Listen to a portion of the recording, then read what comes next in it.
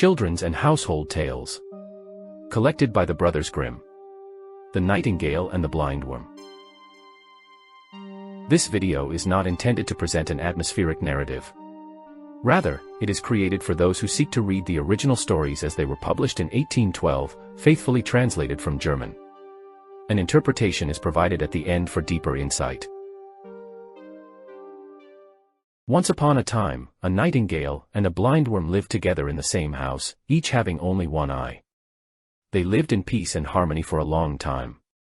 One day, the nightingale was invited to a wedding and said to the blindworm, "I have been invited to a wedding, but I do not want to go there with just one eye.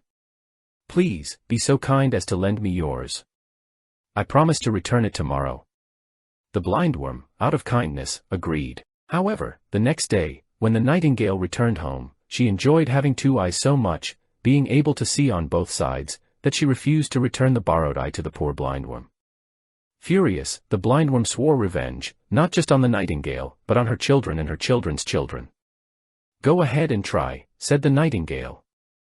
"But you will never find me, for I build my nest in the tallest linden.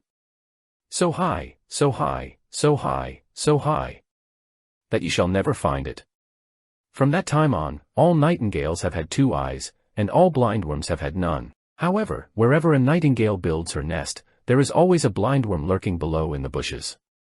And to this day, the blindworm seeks revenge, trying to crawl up, pierce holes into the nightingale's eggs, or drink them dry.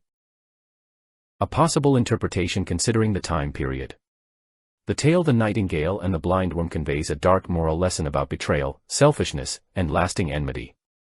It presents several key themes relevant to its time. Betrayal of trust leads to eternal conflict. The blindworm lends its eye out of kindness, but the nightingale takes advantage and never returns it. This suggests that once trust is broken, bitterness and hostility can last forever, a warning against deceit and manipulation in both personal and societal relationships. Injustice often goes unpunished. Unlike in many fairy tales, there is no divine or moral retribution for the nightingale's wrongdoing. She keeps the eye and enjoys her advantage, while the blindworm is left to suffer. This may reflect the harsh reality of social inequality, where the powerful exploit the weak without consequences. Generational conflict persists. The blindworm's hatred does not end with the nightingale, it is passed down through generations, mirroring real-world feuds between families, social classes, or political groups that continue over time. The nightingale represents the elite, the blindworm the oppressed. As a beautiful songbird, the nightingale could symbolize the nobility or wealthy bourgeoisie, while the blindworm, an earthbound and overlooked creature, represents the powerless lower classes.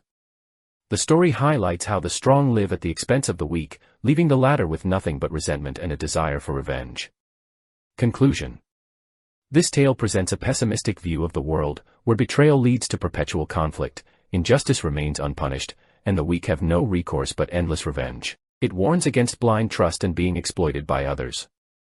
At a time of great social inequality, this story may have served as a reflection of reality, where tensions and injustices remained unresolved across generations.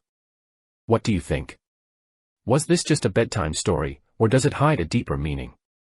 Do you have your own interpretation? Share your thoughts in the comments, I'd love to hear them. If you enjoyed this, consider subscribing for more stories and discussions.